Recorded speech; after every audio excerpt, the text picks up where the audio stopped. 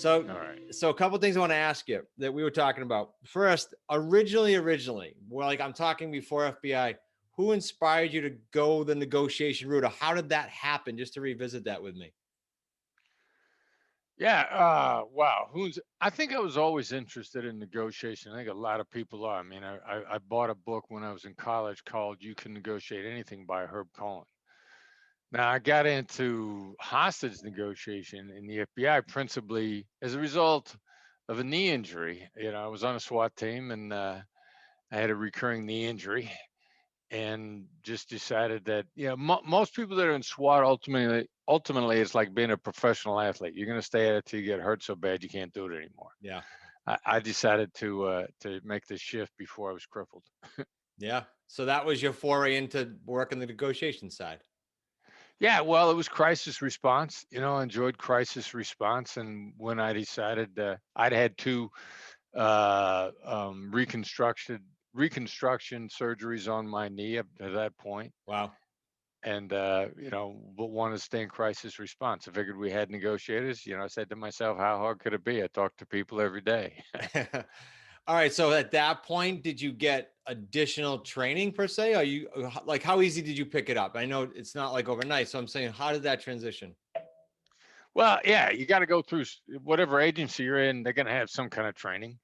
The FBI, you had to apply for and be selected to the 2-week school at Quantico. The Yep. mystical seat of all knowledge that the FBI is learning. Yep. And yeah, you go through the training. I did a bunch of extra stuff. I volunteered on a suicide hotline.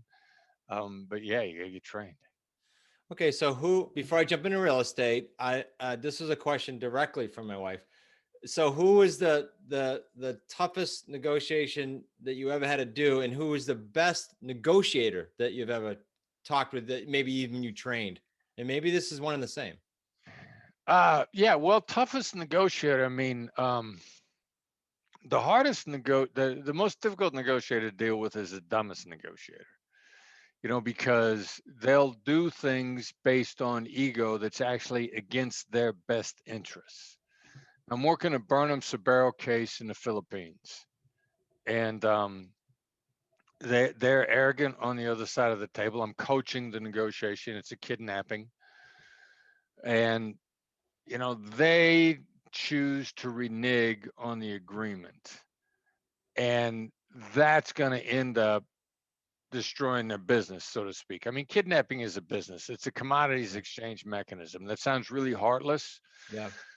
but it doesn't matter what your heart is. It doesn't matter what your perspective is. What is it to the other side? And they perceive them to be in a commodities business of buying and selling human beings. Now that's heartless, but you've got to see it from the other side in order to navigate successfully. And they reneged on the agreement they made, and we tried to express to them that this is not in you guys' long-term interest to be arrogant about this, to renege on the agreement, to call names.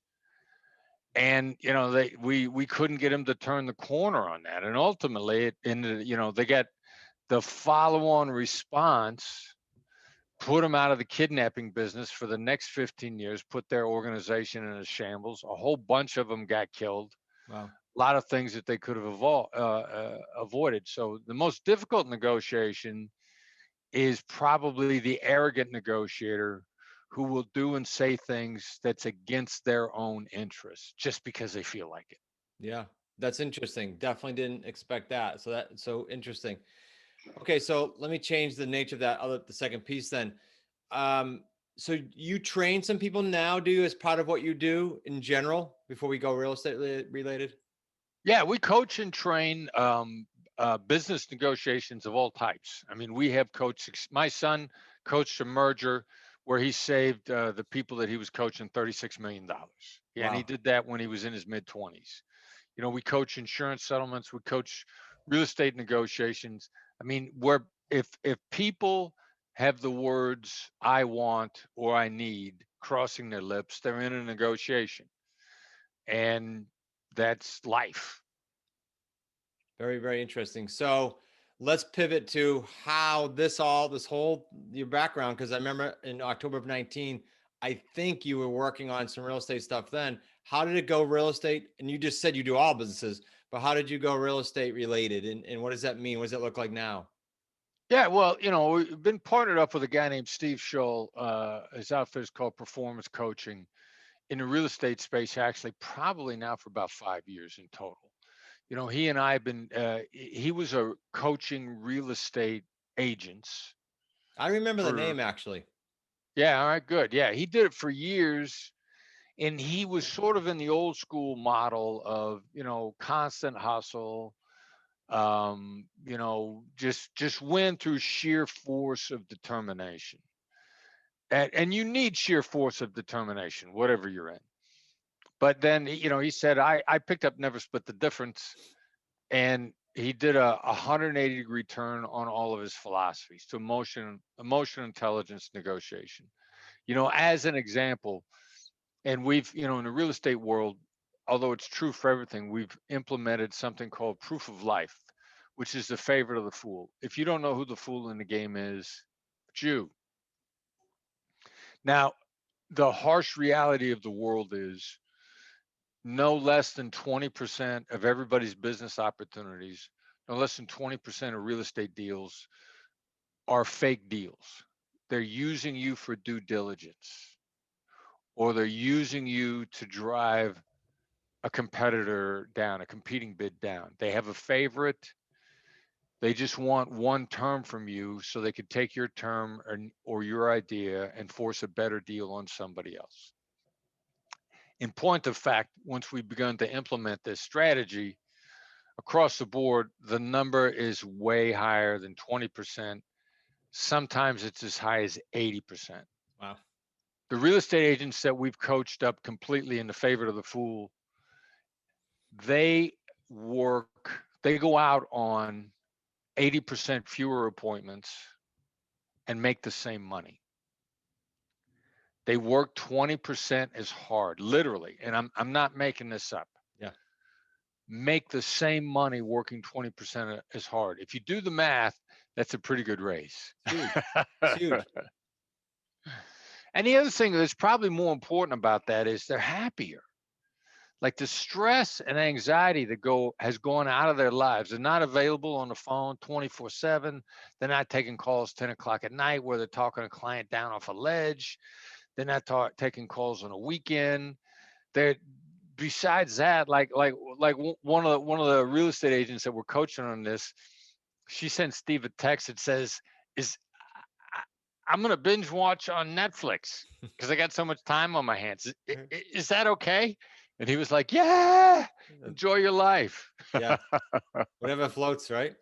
That's awesome. Yeah, but we get into this work ethic thing, which is a good thing, but we forget what it means to work smarter and not harder. 100%. Lifestyle. Lifestyle. Amen.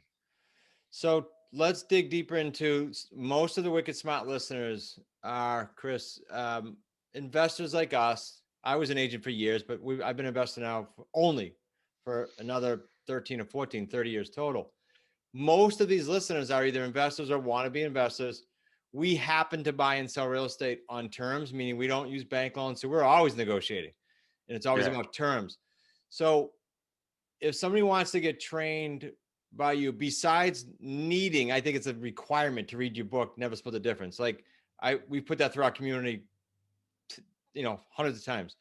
Besides that, what does it look like if they say, "Hey, I want to be trained by you"?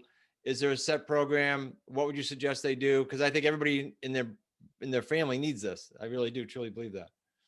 Yeah, we will meet you where you are. All right. So the simplest way, because you're at various stages in the negotiation journey. Right. So go to the website, blackswanltd.com, BLACKSWANLTD.com. And we got a variety of free materials. That's a good price. But to get you to the higher level stuff, we got to make sure you got a good solid base. So wherever you are on the journey, we get coaches and we got a methodology to meet you where you are. If you're fairly early in being exposed to us, take a look through the free stuff. Subscribe to the newsletter. The newsletter is concise and actionable. you'll start to get into the flow. We've got a couple of courses like the N9 class. It's just a real sweet, simple grounding in the 9 negotiation skills. That's kind of not a beginning level for you as a business person, but a beginning level, entry level to the methodology, the Black Swan method. It's a great place to start. It's we got a lot of other stuff that's a lot more expensive. I want to say it's $119 for the 90-minute session. Gets you grounded and prepared to move forward. Once you kind of start getting into the groove, you start getting some wins. You start to get a sniff, a smell Yeah. of what the upside might be. Then we get into more complicated stuff. We got online live. We're going to go back in person live later this year. Those are fun. Yeah, I can't Those wait. are a lot of fun. But we'll meet you where you are. The Black Swan Group will meet you where you are. I love it. So the best site, obviously the only site, is to go to blackswanltd.com for the Wicked Smart Yeah. listeners. And I'll put that in the show notes as well. So let me ask you this. Is there something when people go through that, no matter where they start, Chris, is there something repeat all the time that you look at and say, yeah, this seems to be the biggest challenge people have with getting through our stuff. You know what I mean? So like for me, let me quantify it. So for me, we teach mental, mindset, skill set systems. Yeah. In my opinion, it's the mental, because I teach the same skill sets and people come out of the gate 30 days to do a deal at 365. So for you, is there something that you go, yeah, this is like a block and this is how we get through it? Does that make sense? Yeah, it makes a lot of sense, and I think you're good to start sort of on a mental attitude. And we've even got a course based on that called Caviar, which is Love it. about get your mind right. Um, but that's a critical issue. What we work on people to do a lot is small stakes practice for high stakes results. You're not gonna implement our skills in the midst of an important negotiation for the first time. You pick a skill, um, pick a day that you want to get some practice in on that skill, whether it's labels, whether it's mirrors. Label and mirror the people in your life, Lyft driver, Starbucks barista, significant other.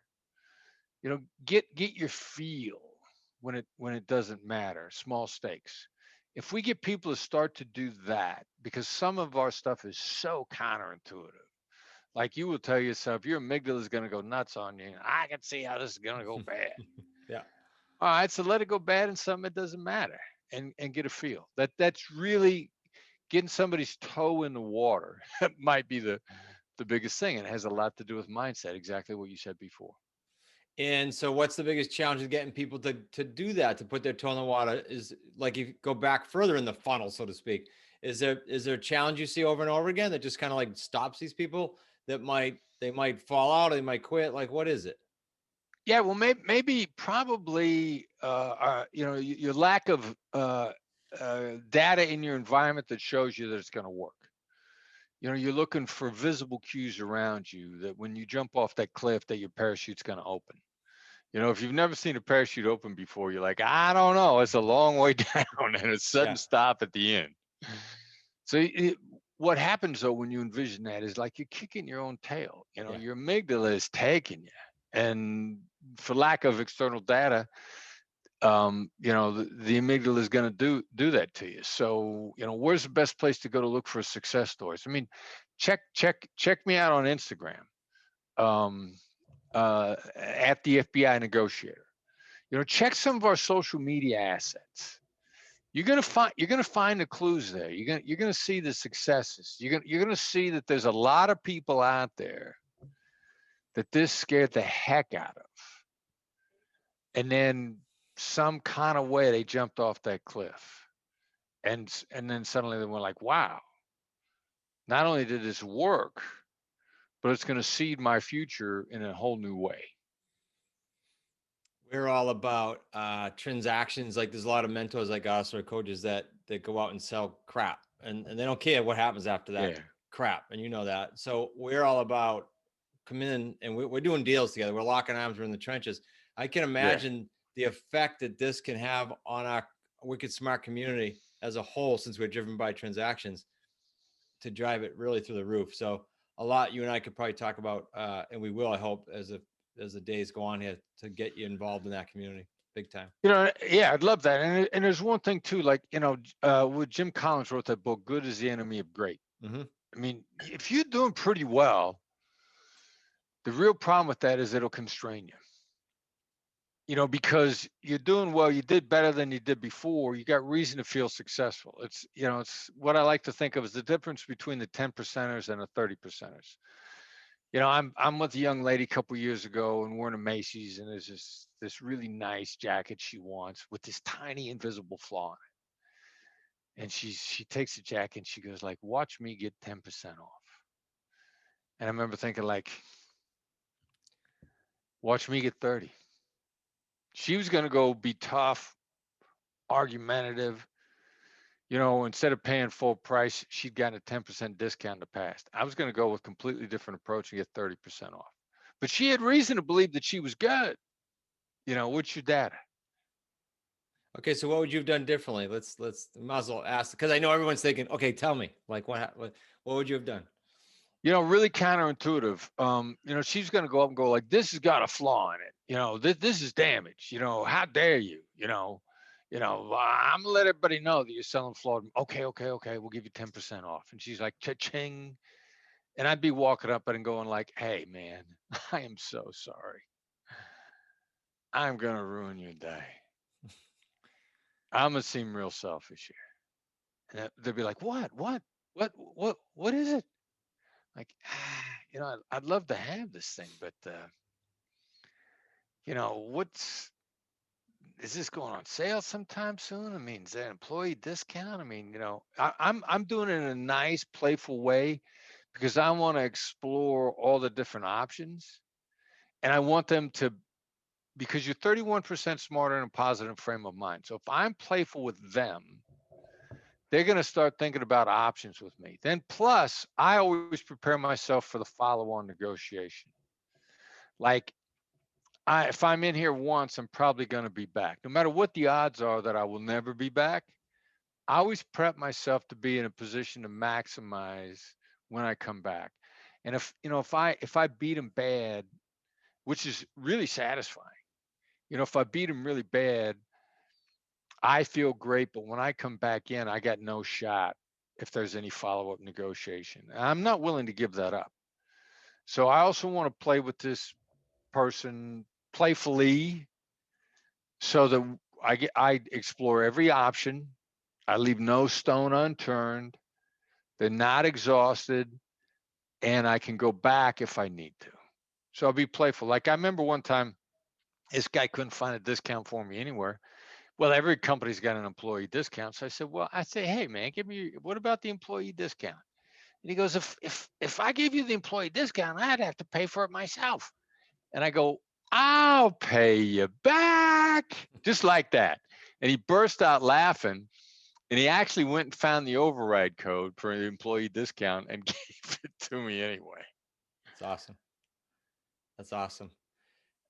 Do you still, Chris, you refine what for your students, but you, and then take it to the group? And if so, what's next, like in this whole journey? Yeah, we're always, well, it's a combination of two things. It's refining, and then the recognition that negotiation is a perishable skill.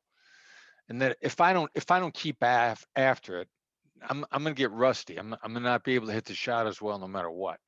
So for me, I'm trying to stay sharp, and then in the process of staying sharp, something new will kick out. And an example of this is, in the book we talk about something called calibrated questions. And my son Brandon, who's our deal maker, he's our best negotiator. He holds the company together. He discovered something by accident that we've called thought shaping questions. And he was telling me about, renegotiating. He missed a flight on an airline, and he ended up getting a better flight, business class, no penalties. And the airline employee teased him, and she said, "Now don't be late next time," when she got done. But he ultimately said, how do I get my flight fixed without getting you in a lot of trouble? Because if they're going to do something for you, the first thing that flashes through their mind is, are they going to get in trouble for doing it? Now, this is actually a combination of two ideas at once, and we call it a thought shaping question. What do we anticipate is going to be the negative reaction if they give us what we want? So why don't we just drop that into the first question? How do I get what I want? How do I get what I want without causing you problems? Because they will flash on the problems. The mind works so fast, they'll reconcile themselves to accepting the problem before they move forward. Mm. So the issue has been resolved as soon as they kick back into gear. And that's one of the things that we've kicked out since the book came out. And the refinement, your question was how we refined or learned. We refine and we learn by the application of the skills, which brings me to another point, if I may. Absolutely. When we teach you and when you do the practice yourself, you will then create the next level yourself. There's a martial arts term called Shu, Ha, and Ri. And this is beginner, intermediate, and expert.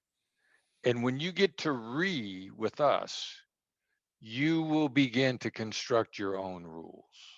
And that's really cool. Yeah, that is really cool. Was gonna be my next comment. I'm looking forward in a lot of ways to see what goes on with this, with me personally, but also with our entire community. This is some cool stuff. Do you see your book being revised or another book coming out? What's on the horizon for you? Yeah, we just started on another book project. It's probably we're going to do it with a traditional publisher route. We're bringing Tall Roz back in. Tall Roz, a Michael Jordan of business book writers. Nobody could touch him.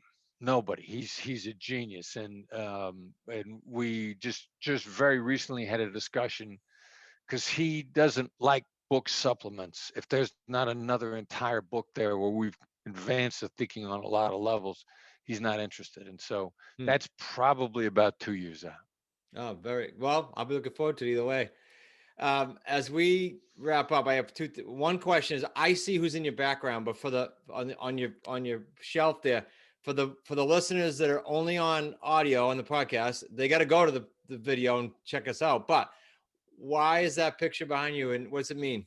Because I know you surround yourself on purpose. That's not an accident, I'm sure. Yeah, Mandela. I had heard about some of his thought processes. Like a lot of people are familiar with his quotes. His quotes are everywhere. Most people are familiar. If there's anybody that humanity would declare a saint, I mean, Mandela. And I read the book Long Walk to Freedom because I want to know his thought processes. Like, how does a guy Hmm. survive being jailed on political charges and come out the other end nearly saint-like in attitude? How does he come out without being bitter? What's his belief in humanity and his in and an upward positive belief in humanity after having been battered like that? And I just inspired on his ability to go through the negativity and come out prepared to embrace and lead still a predominantly apartheid structured society. Hmm. And yeah, dude died of old age. Like it's not like he came out and got assassinated. Right. I mean, and he mixed with everyone, and people had no shortage of reasons to be angry and upset, and whether they were for him or against him. I mean, how does one do that? And so I was just reading Long Walk to Freedom and being inspired by his example is why the book's on my bookshelf. It's awesome. Awesome. I love doing that with these interviews because I get to hear what's in your brain with that stuff. So I appreciate you Yeah, sharing. Really good. yeah, my pleasure. Krista, is there anything I didn't ask you? Because I mean, I do a crap load of interviews now, and I'll get off going, oh, I wish I said that, or I wish so and so asked me that. Anything that you want to share that maybe I didn't ask that you'd like to just make sure that a nugget or two that gets out there? Anything at all? Yeah, no, I'd just like to reiterate, like to everybody listening to this, you have reason to believe in yourself. You've got the ability. whatever battering that you've taken up to now, whatever scars, I'm proud of my scars. But that doesn't stop me from wanting to continue to get better. You can do this. You can get better, and you can go from being jaded to being optimistic and make more money at the same time, no matter how tough your business is. So jump in, get better. If you're listening to this podcast, you're into to getting better anyway. So keep it up. I congratulate you. Perfectly understatement said. Thanks, Chris. Appreciate it. Yeah, my pleasure.